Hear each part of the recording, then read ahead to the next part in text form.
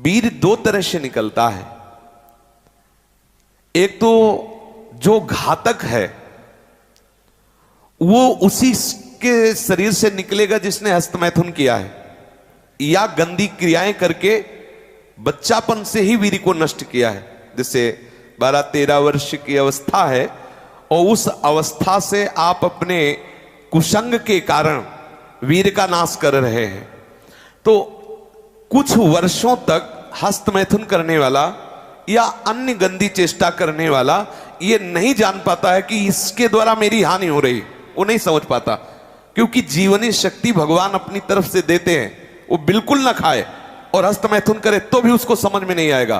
कुछ समय के बाद जब उसकी स्थायी जीवनी शक्ति से क्षीण होना प्रारंभ हो जाएगा, तब उसे वो लक्षण जो हस्तमैथुन करने से नाश ऐसे उस प्रसंग में बताया गया, वो लक्षण उसके जीवन में उत्पन्न होने लगे। अब यदि वो किसी संग के प्रभाव से हस्तमैथुन बंद कर देता है तो उसका वीरपात होगा।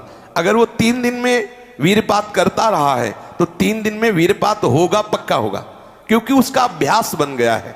अगर आप ठीक नियम से चलेंगे तो 6 महीना लगेंगे आपको उसको कवर करने में, 6 महीना लगेंगे। और अगर आपने प्रमाद स्थिति की, वो तो निकल ही जाता है, फिर हमको करने से क्यों मना किया जाता है? तो आप देख लेना कुछ समय बाद आपकी हालत बहुत गंभीर हो जाएगी, जो आप बता भी नहीं पाएंगे किसी से। क्या गंभीर हो जाएगी?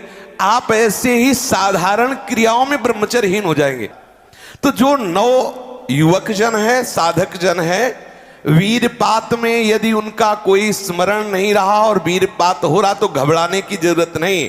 और यदि स्वप्न में आपने स्त्री आदि का संयोग देखा, या कोई ऐसी घर्षण आदि क्रिया हुई, या कोई ऐसी कामोत्तेजना जनित और फिर आपका वीरपात होता है, तो आपके गंदे विचार और पूर्वाभ्यास के कारण होता है। यह बहुत ही गंदी बीमारी है जो आपको अंदर ही अंदर खोखला करती जाएगी। पहली बात, इस स्वप्न दोष से निकलने के लिए हस्तमैथुन को पूर्णतया बंद कर दिया जाए। अगर आप सदगृहस्थ भी हो चुके हैं तो कुछ महीने के लिए आप अखंड ब्रह्मचर्य का नियम लें, जब तक आपका वीरपात होना ठीक ना हो जाए। आप वो हानिकारक जो कामोत्तेजना बढ़ाने वाले भोजन है उनको छोड़िए, जैसे अत्यधिक नमक, बहुत कड़वी लाल मिर्च, और जैसे बहुत ही वो मीट मसाला आदि जो बहुत ही कड़वा तीखा, ऐसा गरम मसाला, और बिल्कुल गर्मा गर्म भोजन। ये आपके स्वप्न दोष के ठीक होने की बात है। यदि आप स्वप्न दोष से बचना चाहते हैं तो अत्यधिक नमक, बहुत कड़वी मिर्च, बहुत ही वो उष्ण गर्मा गर्म भोजन, बहुत गर्म मसाले से बना हुआ भोजन, और अत्यंत खट्टी चटनी, जैसे इमली की है, कच्चे आम की चटनी है, और मांस। ये जो लोग कहते हैं कि मांस ताकतवर होता है, तुम्हारी चर्बी बढ़ा देगा, ताकत नहीं। ताकत कहते हैं संकल्प शक्ति को। ताकत शरीर शक्ति प्रधानता नहीं होती। संकल्प शक्ति का एक महात्मा पूरे समुद्र को अंजुलि में पी गया। देखो, संकल्प शक्ति, शरीर की शक्ति एक सीमित शक्ति है, संकल्प शक्ति एक महान शक्ति है। जो ब्रह्मचर्य से युक्त होता है उसकी संकल्प शक्ति बढ़ती है। भले आप मांस खा के मोटी चर्बी और आप व्यायाम करके दिखा सकते हैं कि देखो मैं ब्रह्मचर्य क्षीण करता हूं लेकिन बलवान हूं, लेकिन आप आत्मशक्तिहीन है। वो आपका मोटा हो जाना बलवान नहीं है, आपके सुंदर सुंदर मांसपेशियां निकल आना वो बल नहीं है। आप शक्ति, बलवान वो है जो आए हुए आंतरिक वेगों को सह जाए। आए हुए आंतरिक वेग को जो सह गया वही बलवान है। ये जो मछली, अंडा, मांस खाते हैं ये कभी इस रोग से मुक्त नहीं हो पाएंगे। और जो लोग कहते हैं मैं तो खाता हूं मेरे अंदर नहीं, विश्वास मत मानना, पक्का झूठा है। वो जो शराब पीता है वो अपने वीर को पवित्र नहीं रख पाएगा। चाहे गृहस्थ हो, चाहे व्यापारी हो, चाहे किसी भी तरह की स्थिति में हो, सावधान हो जाओ, ये शराब आपके जीवन को नष्ट कर देगी। ब्रह्मचर्य में अपने आप एक उन्माद है। थोड़ा अंगूर, मीठे संतरा, सेव, अनार, ये स्वास्थ्यवर्धक वस्तुएं आप ले सकते हैं, लेकिन ऐसे वस्तु जो आपके ब्रह्मचर्य को नष्ट करें, ये पहले भोजन छोड़ें। ध्यान दीजिए, आप पहले ऐसे व्यक्ति का संग छोड़ें जो हस्तमैथुन कराने के लिए उत्साहित करे, या जो गंदे आचरण में, चाहे वो स्त्री साधक हो या पुरुष साधक, दोनों सावधान। ये रोग एक में ही नहीं होता, ये रोग दोनों शरीरधारियों में होता है। कामोत्तेजना दोनों को आती है, गंदे संग के कारण दोनों साधक गंदी आचरण कर बैठते हो, दोनों इस रोग से पीड़ित होते। पुरुष तो इस रोग को प्रकट कर देता है, माताएं बहनें इस रोग को प्रकाशित नहीं कर पाती, लेकिन पीड़ित होती इस रोग से। यदि सावधान उपासक न चले तो चाहे स्त्री शरीर हो चाहे पुरुष शरीर, उसको कष्ट होता है। दूसरी बात इसमें सहयोग है 4 बजे उठना।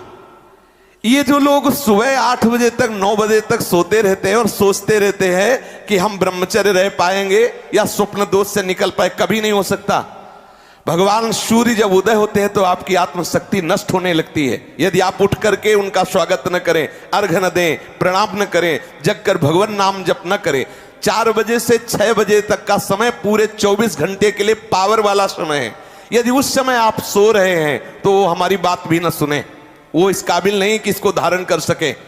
जो सुबह 4 बजे से 6 बजे तक सोएगा वो ब्रह्मचारी रह ही नहीं सकता पक्का।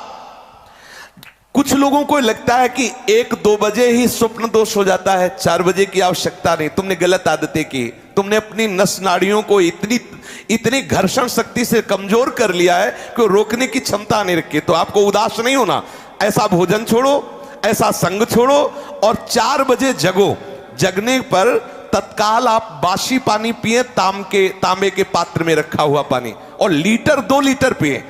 ऐसा ना करें कि आप 1 गिलास में छोटा कस की पीजिए। अगर उल्टी हो जाती तो और अच्छा है, आप पी के तो देखिए। वज्रासन में बैठकर जल पीजिए, फिर थोड़ा टहलिए, सोच जाइए। आप गृहस्थ हो, विरक्त हो, कोई भी हो, अगर आप शुद्ध ब्रह्मचर्य रहना चाहते, स्वप्न दोष से निपटना चाहते, तत्काल व्यायाम कीजिए।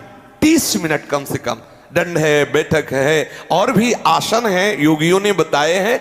और फिर 20 मिनट कम से कम प्राणायाम कीजिए, कपालभाति, अनुलोम विलोम आदि जो भी आप सीख पाए। और इसके बाद 30 मिनट तक कोई खान पान ना कीजिए।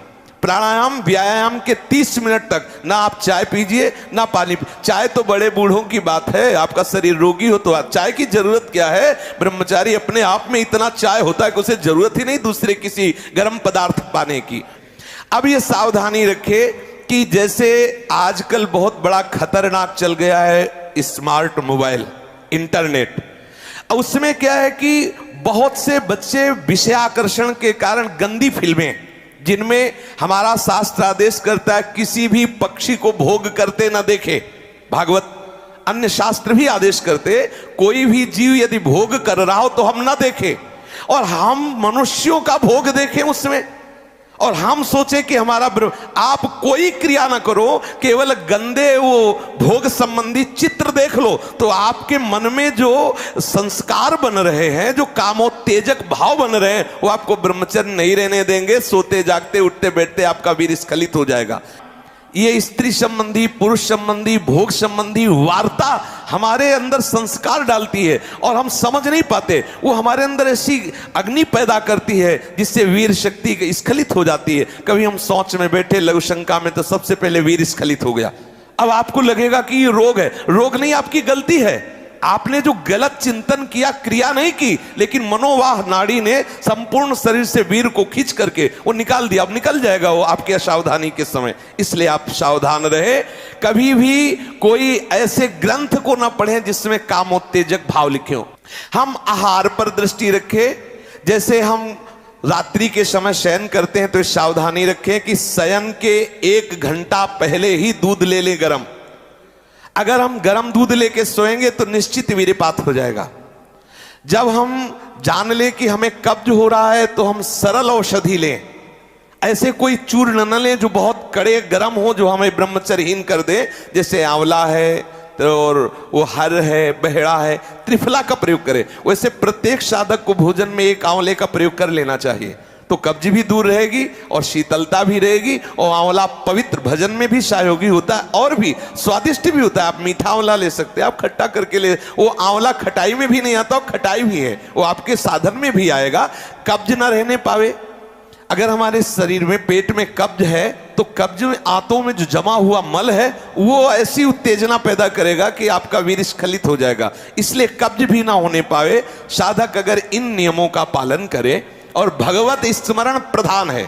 ब्रह्मचर्य में सबसे प्रधान औषधि है स्मरण। आपकी जो स्मृति कामुक हो गई है उसको बदलिए। अगर आपका चिंतन नहीं बदला तो आप चाहे जितनी औषधियां खा ले, आप ब्रह्मचर्य को संभाल नहीं सकते। औषधि एक सपोर्ट है। यदि आप ब्रह्मचर्य को ठीक करना चाहते हैं, किसी आयुर्वेदिक वैद्य से कुछ दिन के लिए औषधि ले ली, बकाया रोज औषधि नहीं लीजिए। आप रोज ऐसा करें, प्रातः काल उठ करके एक तुलसी की पत्ती ले, जैसे आप नहा धो चुके, एक तुलसी दल लिया, ठाकुर जी के चरणों में चढ़ा दिया, और रात्रि के समय शाम टाइम एक नीम की पत्ती ले, एक पत्ती, और कुछ दिन उसे पाइए। अगर आपको पच जाए तो फिर एक एक बढ़ा दीजिए, 10-10 पत्ती तक जाइए। किसी और औषधि की जरूरत नहीं। हर रोग का निवारण तुलसी की पत्ती और नीम की पत्ती सुबह शाम करने से हो जाए। आप देख लीजिए, ये ज्यादा औषधियों को ना खाए, नहीं तो जब औषधि छोड़ोगे तब कमजोर हो जाओगे।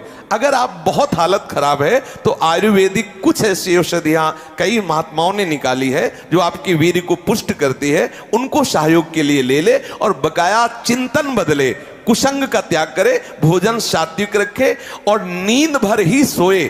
ज्यादा नहीं कि प्रमाद स्थिति में पड़े रहोगे तो फिर भी ब्रह्मचर्य हानि की संभावना है। नींद भर सोए, प्रातःकालीन वेला पर जग जाए, प्राणायाम व्यायाम करे तो निश्चित इस पर विजय प्राप्त। ऐसे ऐसे साधक हैं कि 10-10 वर्ष हो गए स्वप्न दोष नहीं हुआ, 10-10 वर्ष हो गए स्वप्न दोष ही नहीं हुआ। ऐसे भी उपासक है हमारे पास है, अपने पास है, 10 वर्ष हो गए स्वप्न दोष ही नहीं हुआ।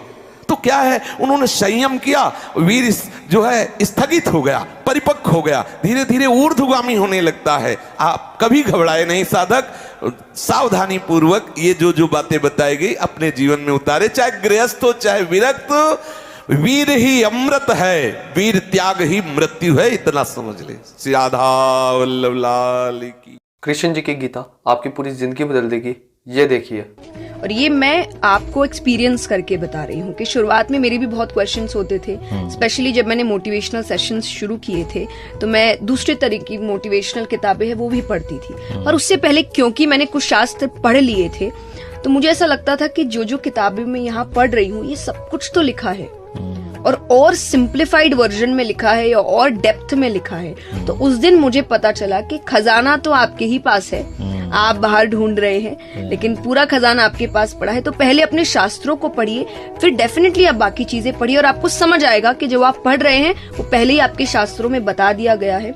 गीता जी में भी यही बताया गया है कि लाइफ कैसे जीना है, माइंडसेट कैसा होना चाहिए। तो एक्चुअली शास्त्र आपको जीवन जीना सिखाते हैं। और ये भगवत गीता जिसने मेरे जीवन को सफल बनाया, ये वही भगवत गीता है जिसके कारण आज मैं बहुत सफल हुआ। तो उनको पता था कि ये गीता वीता पढ़ता रहता है लड़का हमारा, तो मुझे बोलते थे तो जिंदगी में कुछ नहीं करता लेकिन एक अच्छा काम करता है तो गीता जरूर पढ़ता है। मैंने अभी बिल गेट्स को रिसेंटली एक बुक पढ़ते हुए देखा है। क्या आप कल्पना कर सकते हैं कि 10,000 करोड़ US डॉलर की नेट वाला एक इंसान को अभी भी लगता है कि बहुत कुछ सीखना बाकी है। और जिस इंसान की बिल गेट्स किताब पढ़ रहे हैं, क्या वो उनसे ज्यादा अमीर होगा? तो जवाब है नहीं।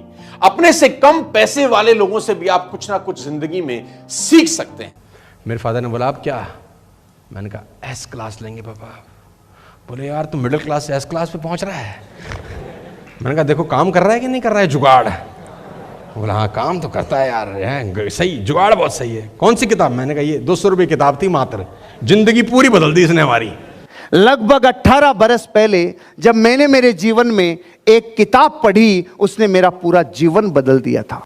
ये मेरी लाइफ का टर्निंग पॉइंट था ये बुक।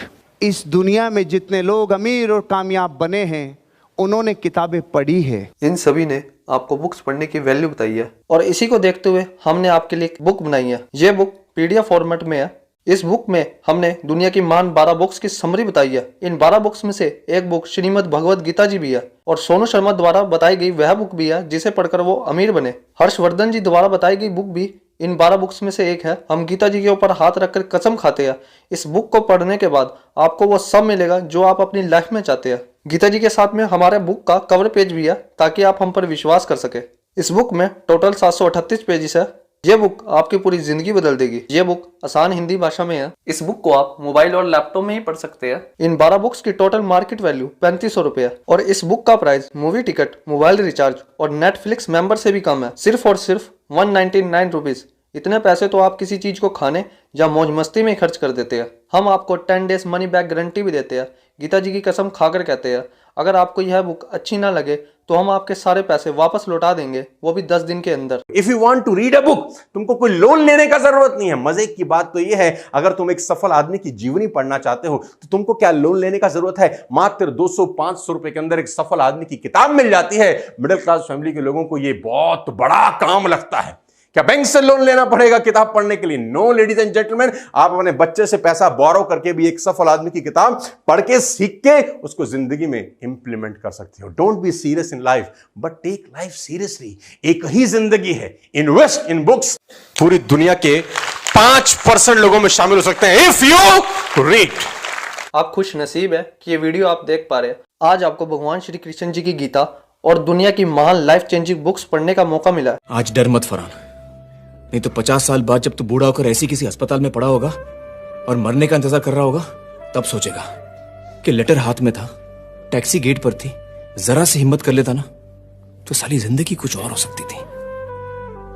अब डिसीजन आपका। तो इस बुक को पढ़कर आप एक सफल इंसान बनना चाहते हैं या एक आम जिंदगी जीना चाहते हैं? आप सफलता से एक कदम दूर है। इस बुक को अगर आपको पढ़नी है तो इस बुक का लिंक मैंने डिस्क्रिप्शन में दे दिया है। राधे राधे।